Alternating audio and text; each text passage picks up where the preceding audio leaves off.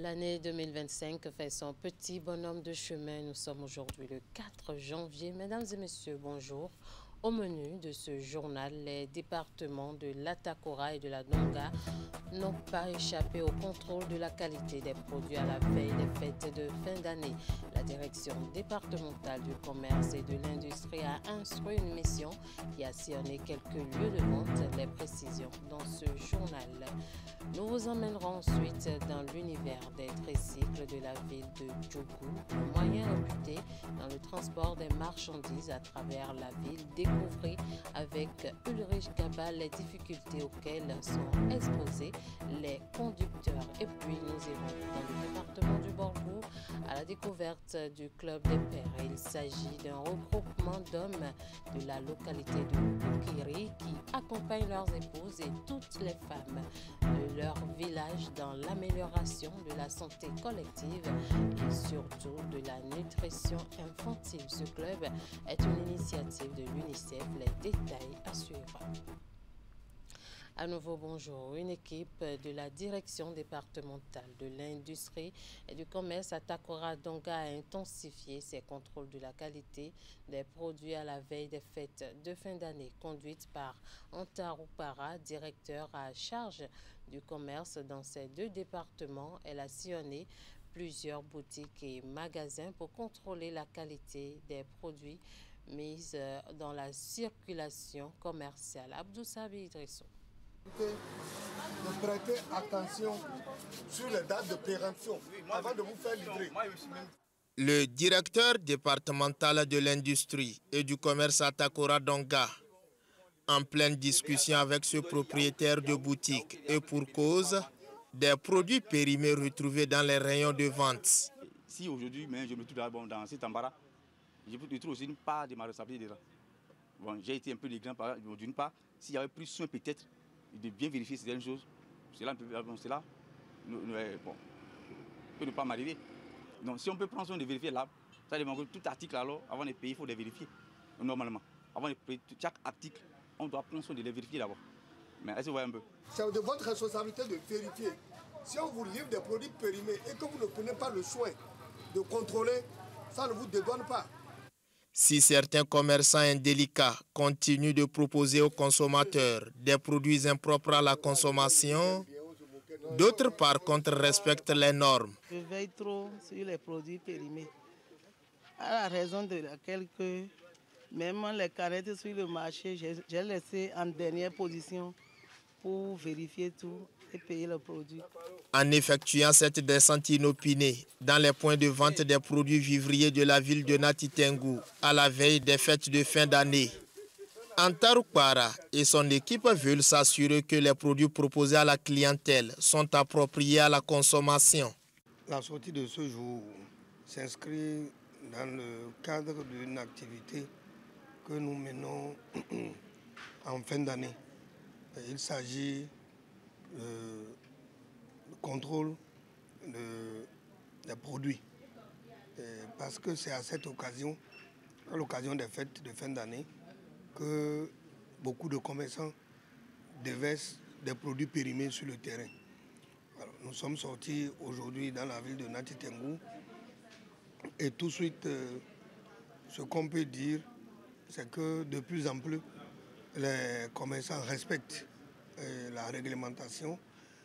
Malgré ce constat plus ou moins satisfaisant, le directeur du commerce n'a pas manqué de conseils à l'endroit des commerçants.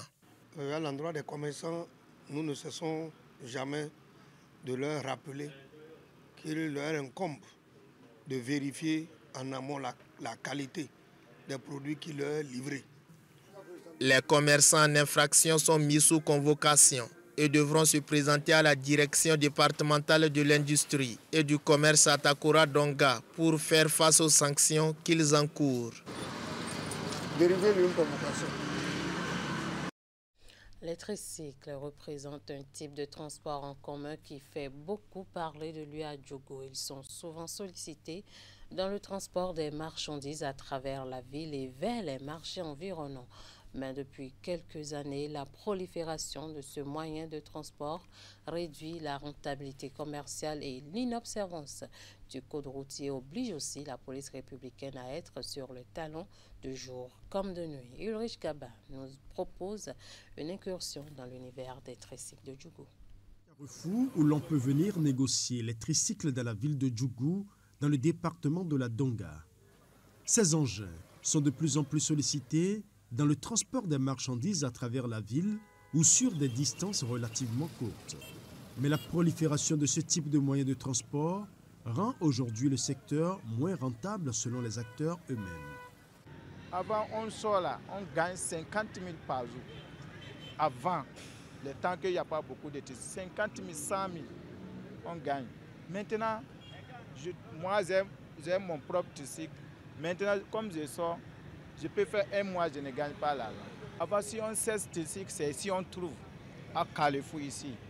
La peur du policier est la plus grande préoccupation de ces conducteurs de tricycles. Ils estiment qu'ils sont presque tous les jours victimes de harcèlement. À cause de petits marchés, moi là où je suis, j'ai peur à cause des policiers. Ce n'est pas que je ne suis pas à Zou. On est à Zou. Quand même, c'est là. Quand tu passes, en même temps, ils te demandent les papiers. Même s'ils ne demandent pas les papiers, en même temps, ils te disent que donne l'argent. Et souvent, avec nos passagers, si on prend un apprenti, il reste sur notre caisse ici, là. C'est un apprenti. Même s'il a porté casse et vous allez, il y a un policier qui va vous arrêter, va dire pourquoi vous êtes à deux sur le tricycle. Le tricycle ne prend pas des personnes humaines. Donc, il faut qu'on fait descendre les apprentis. Même si c'est un bagage, même si c'est les bœufs que nous transportons, les moutons, ils vont nous arrêter, demander les papiers des moutons et les papiers des bœufs. On ne sait pas où faire ces genres de papiers-là. Mais à la question de savoir si ce n'est pas la non-observance des règles du code routier par les conducteurs eux-mêmes qui oblige les agents de la police républicaine à être plus rigoureux dans les contrôles, voici la réponse. Oui, c'est vrai. Pourquoi ils ne restent pas le code de la route? Parce que c'est le niveau qui sont l'entrée dedans. C'est le niveau. La personne, sa maman est là, c'était tricycle pour la donner. Sa papa est là, c'était tricycle pour la donner. C'est ça qui amène les problèmes. On nous exige à faire des permis, mais on n'a pas une structure qui a mis en place pour nous faciliter le fait de faire les permis là. Et il y a certains qui ont les petits permis de voiture là, qui conduisent avec. Une autre préoccupation des conducteurs de tricycles, c'est l'arrêté préfectoral qui fait injonction à tous les acteurs de ce type de transport de libérer la circulation routière aussitôt après 19 h. Une décision qui n'agrée pas du tout les conducteurs puisque la plupart de leurs marchés s'exécutent la nuit à l'arrivée des taxis et surtout des bus. Moi, avant-hier, j'ai parti à quelque part. On m'a dit ça. Et les policiers nous ont dit qu'à partir de 19 h, ils ne veulent pas nous voir, on est en train de cycler. Maintenant, tu as resté depuis le matin, tu n'as pas travaillé. C'est 19 h, on t'a appelé de venir trouver 1000 francs. Ils vont te dire d'arrêter. Est-ce que ça peut aller comme ça? On a compris que peut-être c'est à cause des accidents, ils refusent. Bon. Et on s'est entendu, au moins il faut avoir des feux de gabarit tricolore sur les tricycles. Bon, si c'est sur ça, ils ont exigé, ça serait bon. Mais le fait de dire de ne pas circuler, par exemple les bus qui arrivent à 20 h, à 22 h, ils vont vous appeler, venez me ramasser les bagages. Or, ça fait ça, nous, au moins, on se débrouille, on ne peut pas nous interdire. Donc, les autorités n'ont qu'à revoir la situation et de bien gérer avec nous et nous aider. Malgré les difficultés du secteur, le requiem des tricycles n'est pas pour bientôt. Bien au contraire, de nouveaux acteurs font leur entrée pour satisfaire la demande parfois élevée au sein de la clientèle. Un mot pour votre bien-être: coton-tige, piquant, stylo ou n'importe quel accessoire sont utilisés par bon nombre de personnes, par ignorance ou par méconnaissance, pour nettoyer les oreilles. Cette pratique, qui n'est pas conseillée selon les spécialistes, peut gravement endommager l'oreille, un organe très sensible. Comment doit se faire l'hygiène des oreilles? Quelles sont les bonnes pratiques? Éléments de réponse dans ce reportage que nous propose une équipe de la rédaction. Pour nettoyer mes oreilles, j'utilise coton-tige. Je prends le coton-tige et que je nettoie correctement l'intérieur pour faire sortir les cérumen. Comme Jacob, nombreux sont ceux qui utilisent le coton-tige, les bûchettes d'allumettes ou autres accessoires pour nettoyer leurs oreilles. Ce geste très vite arrivé à la moindre gêne au niveau des oreilles peut conduire chez le médecin ortho-rhino-laryngologiste comme ce jeune garçon qui est venu faire le lavage de ses oreilles ce matin. Il ressent des douleurs atroces et sa mère a décidé de l'amener en consultation. Parfois, quand on finit le bain, j'ai l'habitude de prendre le coton-tige pour dire, parfois peut-être il y a de l'eau qui est rentrée dans l'oreille, quoi. Donc, c'est souvent comme ça, on procède au nettoyage des oreilles, mais j'ai constaté qu'il a certainement mis quelque chose dans l'oreille au moment où moi je ne suis pas là, ou bien au moment où il s'amuse avec ses soeurs ou son frère en question. Donc, ce qui a commencé par lui donner des malaises au niveau des oreilles, ce qui nous a amenés ici ce matin. L'oreille comporte deux grandes parties, le pavillon et le conduit auditif. Un conduit qui a des propriétés qui lui permettent de nettoyer naturellement tous les débris qui se déposent au niveau de l'oreille. Il est inutile donc d'introduire un objet externe pour assurer sa propreté, martèle l'ortho-rhino-laryngologiste. À ce niveau également, il y a la production du cérumen qui est une substance protectrice de l'oreille. Donc, pour parler d'une hygiène au niveau de l'oreille, on dira qu'une bonne hygiène va consister à ne pas agresser l'oreille, que ce soit avec des produits d'hygiène ou des accessoires qui peuvent ne pas être adaptés. Ne pas respecter ces précautions, c'est exposer ses oreilles à des conséquences parfois irréversibles. On peut conseiller toutefois un nettoyage du pavillon. Là où il y a les reliefs au niveau du pavillon, on peut faire le nettoyage et cela, ça peut se faire quotidiennement lors des bains avec l'éponge et du savon. On peut laver le pavillon et rincer à l'eau propre, puis après assécher avec une serviette propre. Par contre, ce n'est pas conseillé de nettoyer le conduit pour ne pas agresser le conduit et créer des infections par l'agression.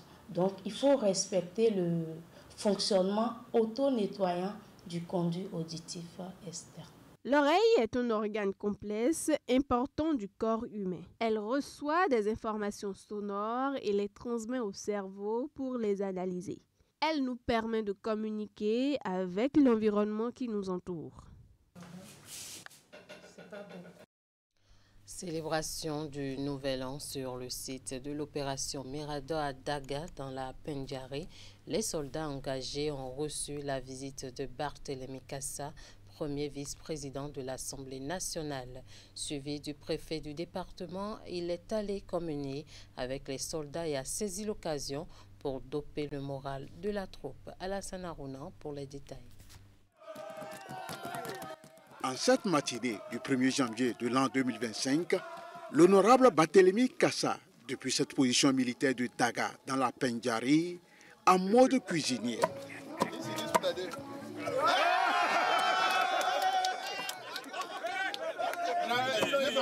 Quelques coups de pilon pour l'igname pilé, le voici ensuite devant la marmite de Amior, mais choisi pour la troupe en ce jour de fête. Commando! Monsieur l'honorable, Madame le préfet, vous voyez la joie de mes soldats, la joie que nous exprimons aujourd'hui à votre vue, que vous soyez à nos côtés. Nous ne nous sentons pas seuls en ce jour du premier de l'année. Nous savons que vous êtes avec nous, vous nous accompagnez.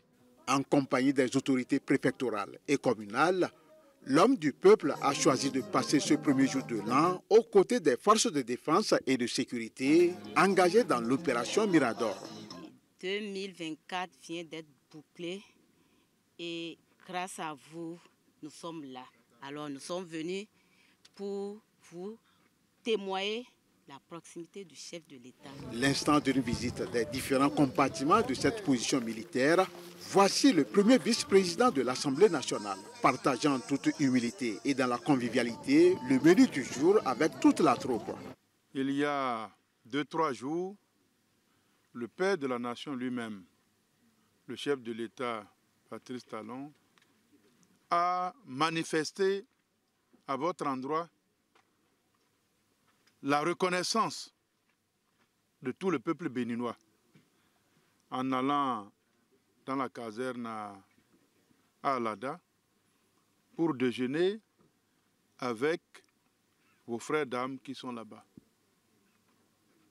Moi, j'étais déjà à la position de Dassari. Je me suis dit encore une fois de plus, en dehors de ce que le président a fait à Alada, nous sommes ici à la vraie position, chaude. Cependant, c'était froid. De là-bas, on pense que c'est très chaud. Mais nous voici ici. On vous a vu le moral très haut. Franchement, nous dormons de mieux en mieux et on vous en félicite. On ne peut pas dire cela sans remercier le gouvernement. Je le dis toujours, ça aurait été notre gouvernement.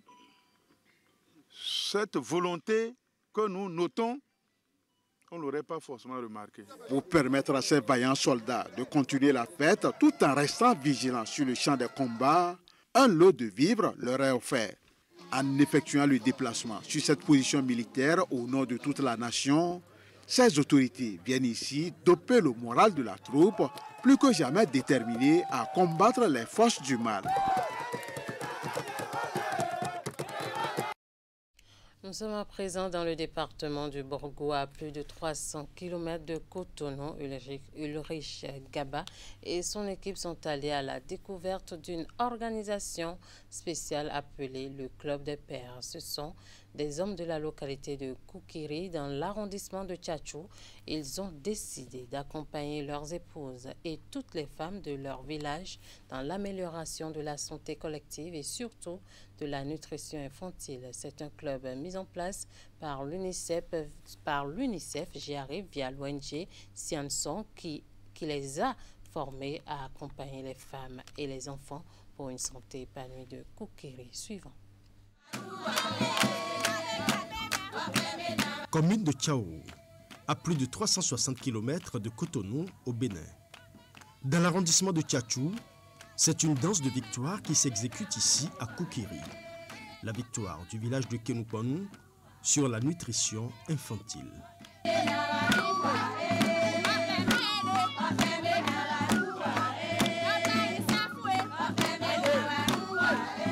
Ces hommes au devant de la scène sont les véritables leviers de ce changement. Réunis au sein d'une organisation baptisée le Club des Pères, ils s'investissent au quotidien aux côtés des femmes pour l'amélioration du cadre sanitaire de leur village. Ce club des pères est constitué de 6 pères, mais derrière ces pères, il y a d'autres pères qui adhèrent à cette idéologie. Donc le premier père, il s'occupe de sensibiliser les femmes enceintes sur les rendez-vous de CPN et tout ce qui va avec. Le second père, il s'appelle papa mise au sein précoce, c'est-à-dire quand l'enfant naît, il faut lui donner le premier lait qui est riche en colostrum dans l'heure qui suit la naissance. Donc lui, il sensibilise les femmes enceintes en amont pour que une fois dans la salle d'accouchement, quand l'enfant naît, même si la sage-femme oubliait, qu'elle le lui rappelle poliment pour qu'elle puisse donner son enfant, ce premier lait très très précieux à son enfant. L'allaitement maternel exclusif su. Donc on a un papa qui s'occupe de ce volet, l'allaitement maternel exclusif. Il conseille toutes les mères qui ont des enfants de 0 à 6 mois à ce qu'elles donnent et rien que le lait maternel à leur enfant. Donc, après 6 mois, le lait maternel seul ne peut plus suffire pour couvrir les besoins de l'enfant. Donc il faut apporter une alimentation complémentaire adéquate. Et selon les tranches d'âge, il y a les normes qu'il faut respecter pour ne pas donner ce qu'il ne faut pas à l'enfant. Après ça, on a un papa qui s'occupe du volet vaccination.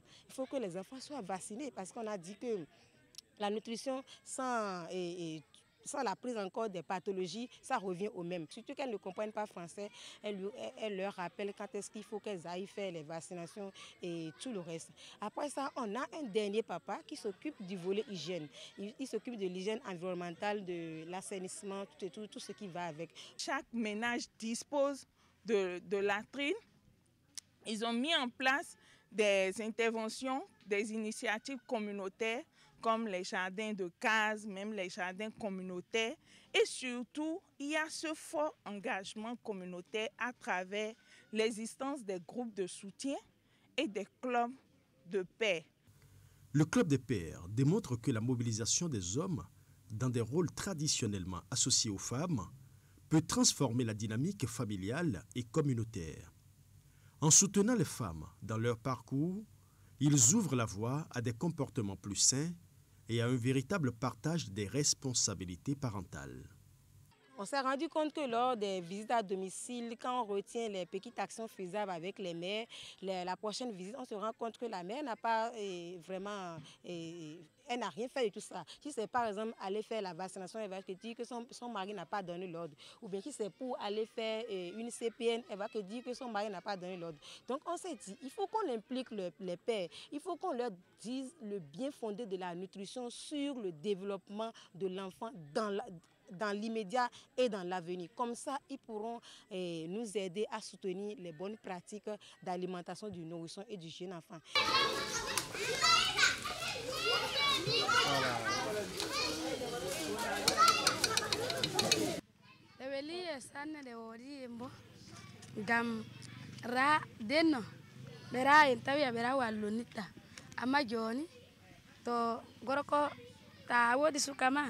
Baru tawala do wawa olota nemo oto gina nemo odila janyi de tonon joni ina oa de ere mulu gamera wala esanne.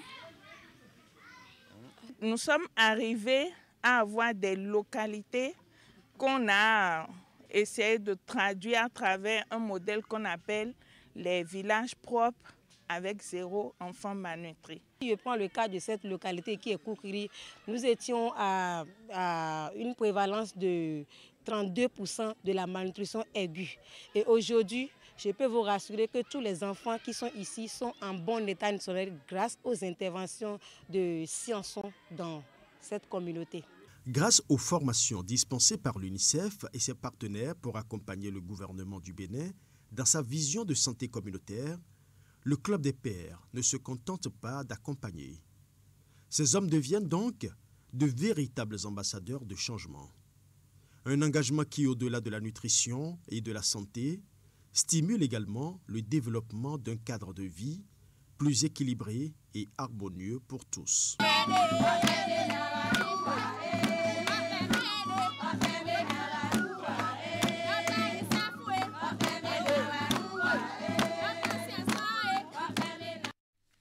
Et voilà qui boucle ce 13h au Bénin. Merci de nous avoir suivis. Merci à toute l'équipe de rédaction, de réalisation et de diffusion. Passez un très agréable week-end en compagnie de nos programmes.